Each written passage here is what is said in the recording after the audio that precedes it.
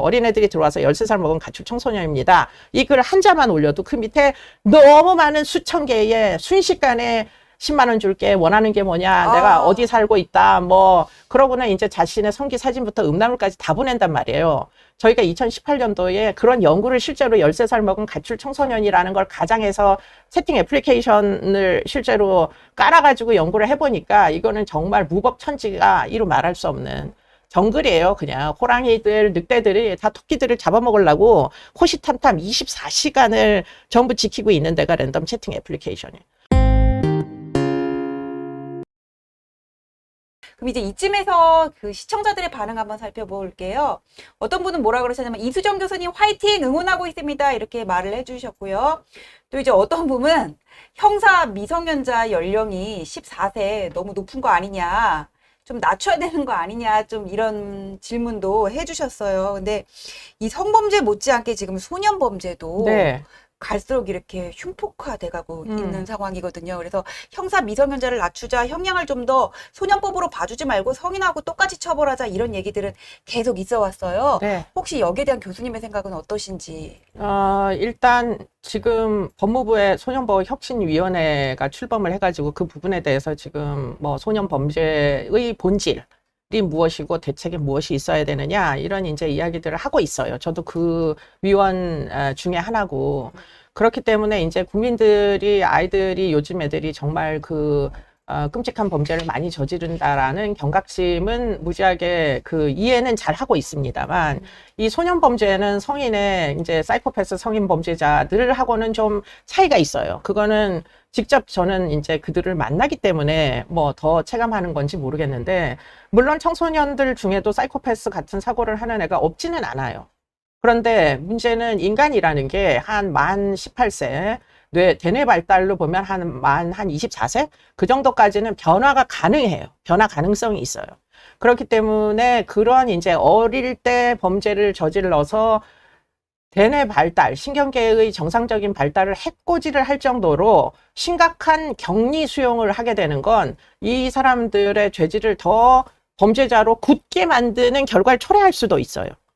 그렇기 때문에 그 소년 사법 정책은 성인에 대한 형벌의 형태하고는 달라져야 된다. 그건 너무너무 당연한 거예요. 발달 과정상. 여러분들이 어릴 때에 여러분들의 그 미성숙했던 사고를 한번 상상을 해보시면 그러면은 조금이라도 좀 더 이해가 될 것이다. 그리고는 그런 차원에서 보면 지금 우리나라의 소년 사법 정책은 예컨대 너무 무자르듯이 연령이 이렇게 뭐 만 14세 뭐 이런 식으로 잘라져 있는 거. 이 부분은 좀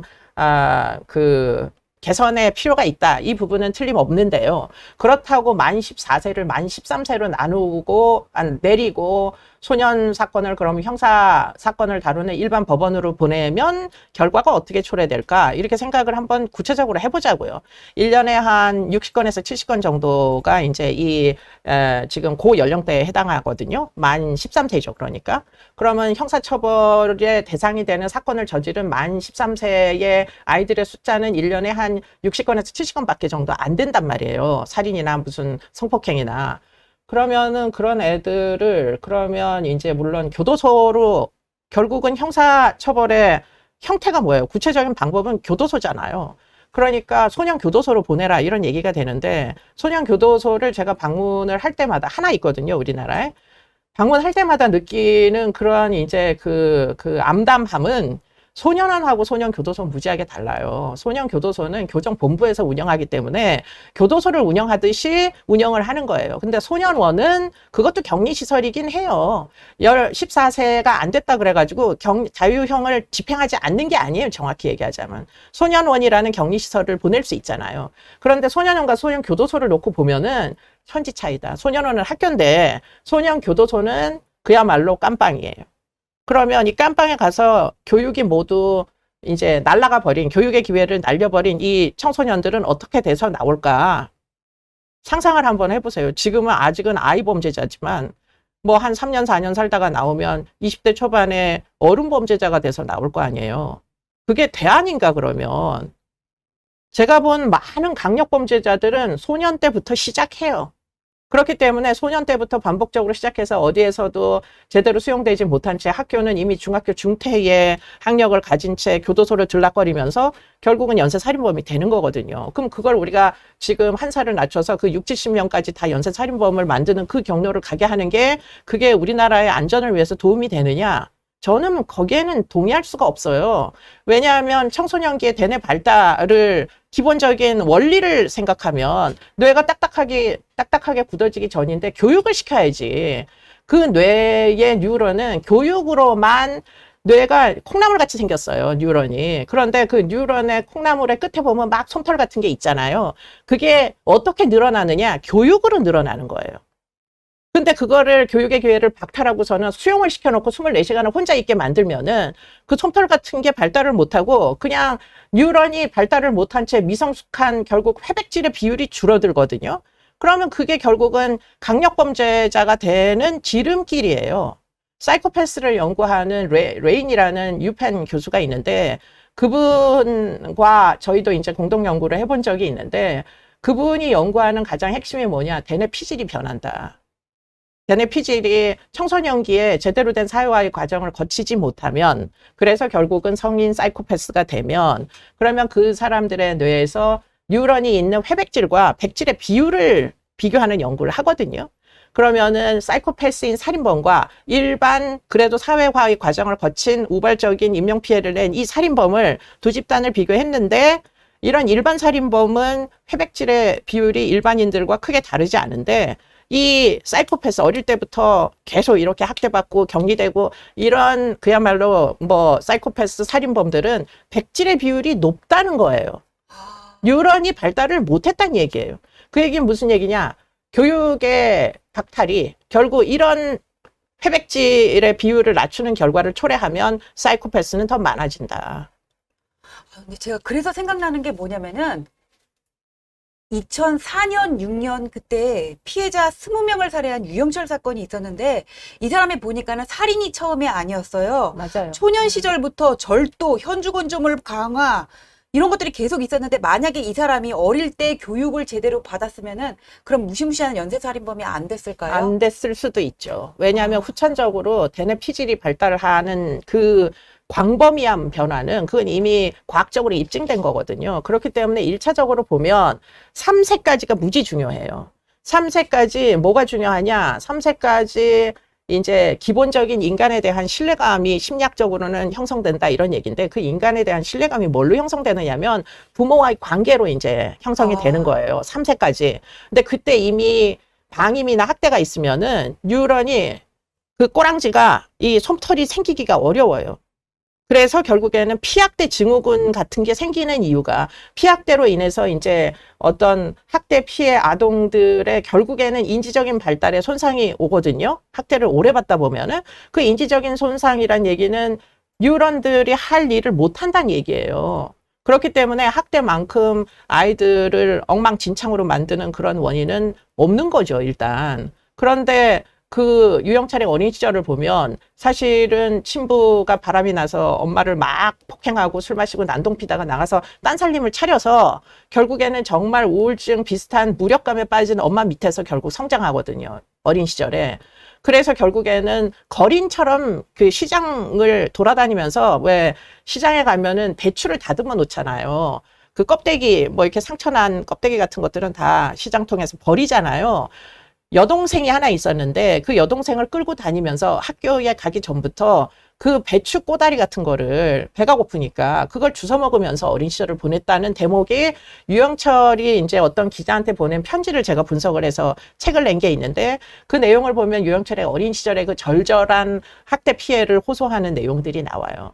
그렇게 되면 아이가 정상적으로 인간관계를 맺기 어렵게 되는 거죠. 그러니까 1차적으로는 그게 문제고 그래서 그나마도 학교를 가가지고 학교에서 열심히 선생님이 애를 써가지고 인간관계를 형성을 시키도록 친사회적인 규범이 내면화되도록 교육을 시키면 그래도 괜찮은데 문제는 그것이 유영철 같은 경우에는 박탈되죠. 소년 범죄 때문에.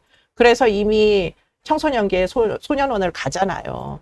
그래서 학교를 다닐 수 없는 지경이 되면서 학교 밖 청소년이죠. 지금으로 얘기하자면 그러면 학교 밖 청소년들은 지금 친사회적인 규범을 어디 가서 내면화하나요? 가출을 하면 길바닥에서 뭐 친사회적인 그런 교육을 시키는 데가 어디 있어요? 다 조건 만남으로 빠져가지고 채팅 앱을 통해서 결국 어른들에 의해서 성착취를 받던지 아니면 자기네들끼리 가출 패밀리에서 더 센 애한테 밑에 뭐 편입돼가지고 결국은 위에 애들에 의해서 학대받던지. 그러면 아이들의 머릿속이 어떻게 될 것 같으세요?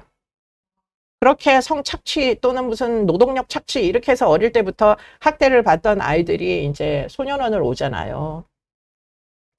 소년원은 물론 교도소 같지 않다고 아까 말씀드렸고, 그래서 소년원에는 선생님들이 많이 계세요. 그래서 이제 저도 소년원을 매우 자주 방문을 한 편이었는데, 처음에 이제 성매매 보통 이제 아이들이 처음에는 성폭력 피해부터 시작하는데, 집안에서 어른들이 아이를 돌보지 않기 때문에 피해가 결국에는 성매매 가담자가 돼버려요. 아이들이 가출 패밀리를 통해 가지고 가출해서 같이 생활해야 되니까.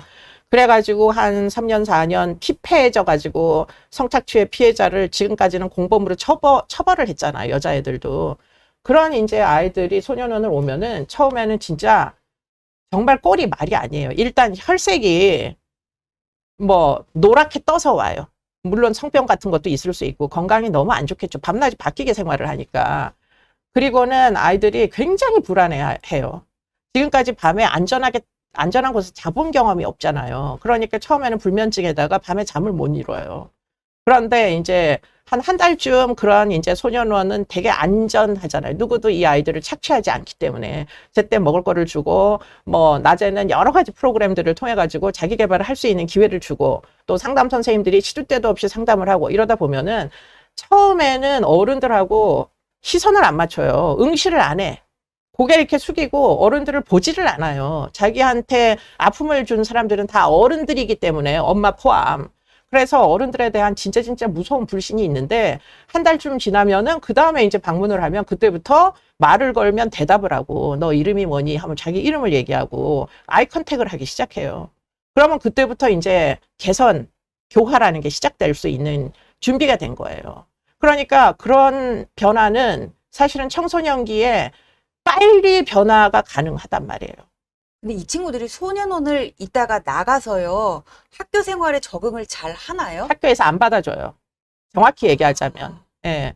우리나라의 학교는 이 정말 교육부에 진짜 나는 참 비판적인 말을 하고 싶은데, 일단은 이런 아이들이 언제부터 문제에 휘말리느냐, 한 중학교 2학년 정도부터 문제에 휘말리거든요. 그때 저도 제일 말 안 들었어요. 사춘기 심하게. 사춘기가 오는 데다가 부모가 보통 그때까지의 학대는 아이들이 당할 수밖에 없잖아요. 이 몸도 작고 이러니까. 그런데 이제 사춘기가 오면 부모가 학대를 하면은 그때부터 반항이 시작되면서 가출을 시작해요. 근데 길바닥은 이 아이들을 경제적인 활동을 통해서 받아들일 그 준비가 전혀 안 돼 있어요. 아이들이 해야 되는, 먹고 살려면 전부 다 불법 행위를 해야 돼요. 그렇기 때문에 결국 가출한 애들은 먹고 살 길이 없으니까 자기네들끼리 PC방 같은 데서 모여가지고 어떻게든 하룻밤을 보내야 돼요. 이 아이들이 가장 쉽게 하룻밤을 보낼 수 있는 건 몸을 파는 일밖에 없는 거죠. 그러면 한번 누군가가 만약에 4명의 가출 여고생들이 있다. 그럼 이 4명 중에 1명은 그날 밤 돈을 벌어와야 나머지 3명이 먹고 잘 수가 있잖아요. 그러니까 이런 종류의 생활을 계속 하게 되면서 결국 이 아이들을 대상으로 영업을 하는 랜덤 채팅 애플리케이션, 우리나라에 한 300개쯤 있어요. 아이들을 사고 파는 경로가 되는.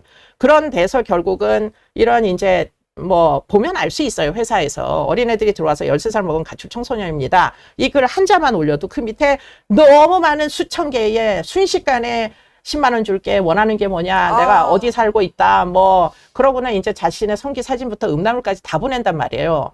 저희가 2018년도에 그런 연구를 실제로 13살 먹은 가출 청소년이라는 걸 가장해서 채팅 애플리케이션을 실제로 깔아가지고 연구를 해보니까 이거는 정말 무법천지가 이루 말할 수 없는 정글이에요. 그냥 호랑이들, 늑대들이 다 토끼들을 잡아먹으려고 호시탐탐 24시간을 전부 지키고 있는 데가 랜덤 채팅 애플리케이션이에요.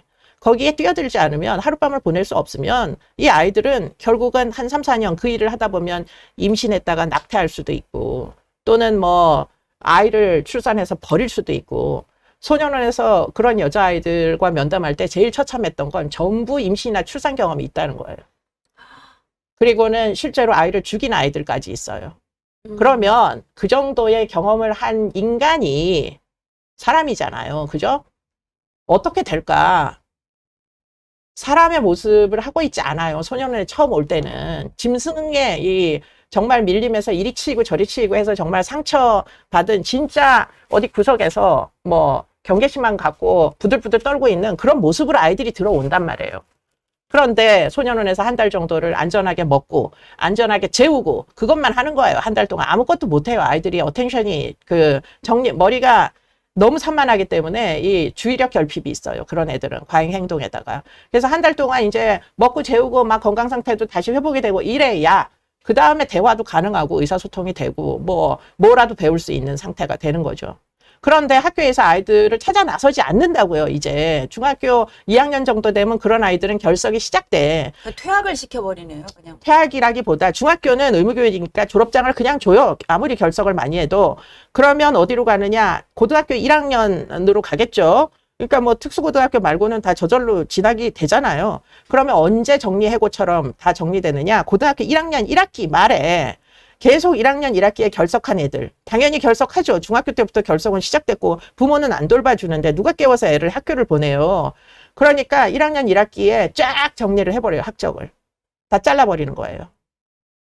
너 전학가 하면서 경고하면서. 그럼 전학을 뭐 자기가 지 혼자 어떻게 가요. 보호자가 없는데. 그래서 우리가 지금 소년보호혁신위원회에서 지금 논의를 어저께 또 이제 회의가 있어가지고 물론 비대면으로 했지만 그때 이제 했던 게 뭐냐. 이런 종류의 비행 청소년인데 대부분 다 학대 피해자들이에요. 그러면 보호관찰관들에게 전부 학대로 신고하게, 의무적으로 신고하게, 그런 뭐 신고 의무자로 지금 아동학대 처벌법에 다, 아동복지법에다 보호관찰관도 신고 의무자로 다 넣어라를 우리가 어저께 의논을 했어요. 그 정도로 이 아이들, 소년범들은 소년범들만의 걔네들의 죄질만의 문제가 아니라 그 아이를 중심으로 한 그 환경의 문제가 사실은 아마 80% 정도 이상 될 거다. 그거를 안 고치고 애들한테만 전부 다 애들 교도소 60명 더 1년에 보낸다고 뭐 지금 이런 전체적인 추세가 바뀔까요? 전혀. 너 13살 안 되면 그 다음에 12살로 내려가면 되나? 그게 대책이야? 난 그건 동의할 수가 없다 이거예요. 사람들은 이런 어떤 이면의 그런 것들을 잘 모르고 예를 들어 뭐 인천 초등생 살인 사건 하나 터졌다 하면은 아니 왜 저 정도밖에 안 받아 그냥 이렇게 분노하고 그다음에 끝이고 또 잊어버리고 이런 것들이 계속 반복이 되는 것 같아요. 그렇죠. 인천 초등생 살인 사건도 그 주범은 아스퍼거 증후군이에요. 그게 뭐예요? 그러니까 유사자폐증인 거죠. 그러니까 뭐 자폐증이요? 자폐 중에 가장 고기능 자폐. 그러니까 소셜 인터랙션이 안 돼, 얘가 사실은. 그런데 지능상의 문제가 없으면은 잘 부모들도 인정을 하지 않아요. 학교도 잘 알지 못해요. 그러니까 그 아이는 사회성에 정말 심각한 문제가 어릴 때부터 발생했는데 제대로 된 그 진단명이나 그 개입을 못 받다 보니까 걔가 중학교 때는 그래도 걔가 유일하게 그 재능을 보였던 게 미술인데 문제는 미술반이 있었던 중학교 때는 그나마 학교를 갔는데 그것 때문에 고등학교를 그냥 인문계로 보내다 보니까 결국 학교를 못 다녀서 학업 중단이 된 다음에 일어난 게 인천 초등생 살인 사건이에요. 이런 아이들이 결국 인터넷에 빠지게 되면은 자기가 관심 있는 그 정보에만 계속 심취할 수밖에 없어요. 얘네들은 이런 주변에 있는 정보들까지 어떤 비판 의식을 가지고 이렇게 사회적인 비교를 못 해요, 문제는. 그러니까 아스퍼거 있는 애가 결국 잔혹물에 빠져가지고 잔혹물에서 봤던 거를 실행에 옮긴 게 지금 그 인천 초등생 살인 사건이잖아요. 그러니까 사람들은 그런 과정은 다 알려고 안 하고 이 잔혹물이 얼마나 미성년자들한테 무차별적으로 지금 유포되고 있는지 조주빈 같은 박사방이 미성년자들에게 얼마나 해악을 끼치는지 이거는 생각 안 하고 그러고서는 사건이 일어나면 걔만 무슨 뭐 엄벌해라 사형시켜라 하면 뭐 바뀌겠냐고요. 안 바뀌어요 하나도. 근데 이 시대 흐름에 따라서 범죄도 이렇게 많이 바뀌는데 옛날에는 뭐 유괴라든지 그런 것들이 많았던 반면 이번에는 어떤 온라인을 통한 성범죄들이 맞아요. 요즘에는 증가하는 것 같은데 그러면 이것들로부터 청소년들을 보호할 수 있는 어른들이 해줄 수 있는 방안은 어떤 것들이 있을까요? 뭐 일단은 예방적 차원에서 아이들에게 교육을 철저히 시키는 거. 이 사이버 공간이 그 아이들에게 미칠 수 있는 해악을 정확히 알려줘야 되는 거죠. 너의 뭐 카카오톡 프로필 같은 거 보고 또는 뭐 트위터 같은 데서 너 참 이쁘게 생겼다. 연예인 시켜줄 테니까 뭐 알몸 사진 한번 보내봐. 라고 했을 때 이게 얼만큼 처참한 결과를 초래할 수 있는 일인지를 아이들이 알아야 될 거 아니에요. 근데 성교육에서 그런 거 하나도 안 가르친다고요. 그러니까 교육 과정 자체가 바뀌어야지. 사이버 시대에 맞게. 그리고는 부모님들한테도 이런 이제 어떤 텍스트는 컨트롤을 못하지만 음란물은 필터링을 할 수 있는 소프트웨어가 다 있어요. 그러면 그런 이제 소프트웨어를 학부모들을 대상으로 교육을 해서 당신네들 아이들의 컴퓨터나 아니면은 스마트폰에다가 필터링 프로그램을 까십시오라고 알려드려야 될 거 아니에요. 근데 그런 교육이 제대로 안 이루어지죠. 그러니까 이제 사이버 공간상에 그냥 완전 무방비 상태로 노출되다 보니까 박사방이고 뭐고 미성년자 피해자들이 이렇게 많이 이제 발생을 하는 이유도 모르기 때문에. 더군다나 무법천지예요. 법과 질서가 없어요. 저도 깔아봐서 우리가 2018년도 여름을 정말 많은 사람들의 성기 사진을 보면서 지냈는데 그 성기 사진을 오랫동안 감상을 해주면 어떻게 되는지 알아요? 애플리케이션에서 상품권을 보내줘요. 트래픽이 몰리는 유저들한테 1시간 꾹꾹 참으면은 스타벅스 쿠폰이 날라오고 또 2시간 참으면은 또 무슨 뭐 상품권이 날라오고 그거를 그러니까 저희야 연구 목적으로 했지만 가출한 청소년은 그 식품권이 곧 그날 생계권이 되는 거잖아요. 그래서 돈을 모으는 거예요. 유저들을 그래서 끌어들이는 거라고요. 이런 거에 대한 어떤 경찰 수사망 같은 거는 지금 어느 정도? 그래서 결국은 함정 수사가 필요하다. 우리가 했던 거 13세 먹은 가출 청소년입니다. 라는 그게 미국의 함정 수사 지침이에요. 사이버 그 그루밍 범죄를 추적하는. 그거대로 우리가 똑같이 한 거예요. 한번 해보자. 어떻게 되나. 그랬더니 미국에서 하는 그런 이제 범죄 같은 것들 막 FBI가 추적하는 이런 이제 범죄들 같은 것이 우리나라에도 그대로 있고 그러면 지금 미국의 경찰에서 사법기관에서 하는 수사기관에서 하는 그런 이제 기회 그 제공형 함정 수사는 우리나라에서도 지침으로 허용해 줘야 되는 거잖아요. 근데 우리는 그게 불법이라는 거예요. 함정 수사 안 돼! 이러고서는 그냥 우리나라는 참 그 원칙로는 되게 좋아해. 그러니까 무를 탁 잘라. 그러면 그럼 만족이야, 다 같이. 무만 잘라놓으면 된다고 생각해. 근데 그게 사실은 그렇게 쉬운 일이 아니잖아요. 그러니까 자를 건 자르되 어떤 것들은 허용해야 되고, 뭐 칼질을 뭐 이렇게 온폭한 이런 칼로 잘라야 되는 것도 있고, 뭐 자르다가 말아야 되는 것도 있고, 이래야 되는데, 뭔 법을 그렇게 무자르듯이 확 만들어 놓으면 그걸로 다들 만족하시는지 일단 제가 이해가 잘 안 되고요. 그렇기 때문에 경찰도 함정 수사를 해야 되는데 지침을 마련해야죠. 그런데 그게 입법이 안 돼 있으니까 그래서 일부 이제 의원들 중에 지금 엔타이 그루밍 방지법 그거는 아이들을 이렇게 채팅을 통해서 그렇게 막 성기 사진을 보내는데 우리나라는 그걸 처벌할 수가 없어요.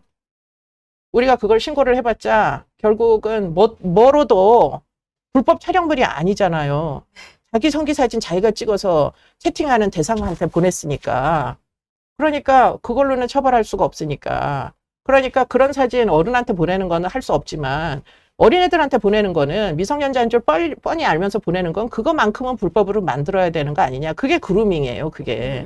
아이들을 상품권 보내면서 음란한 내용을 마구 보내서 결국은 만나서 그 다음에 이루어지는 게 성폭행이고 성매매잖아요. 그러니까 그런 일들이 벌어지고 난 다음에 엄벌하는 건 아무 소용이 없다. 그러니까 그 일이 벌어지기 전에 우리가 뭐든지 막아야 되는 그런 이제 입법이 필요한데 그런 예방적인 입법은 다들 국회에서 다들 싫어해. 왜냐하면 아직 피해가 발생하지 않았잖아요. 이런 얘기들을 하면서. 피해가 발생해도 또 그냥 뭐 삽시간에 그냥 막 번개불에 콩고 먹듯이 한번 대충 만들고 또 넘어가잖아요. 그렇죠. 그러니까 지금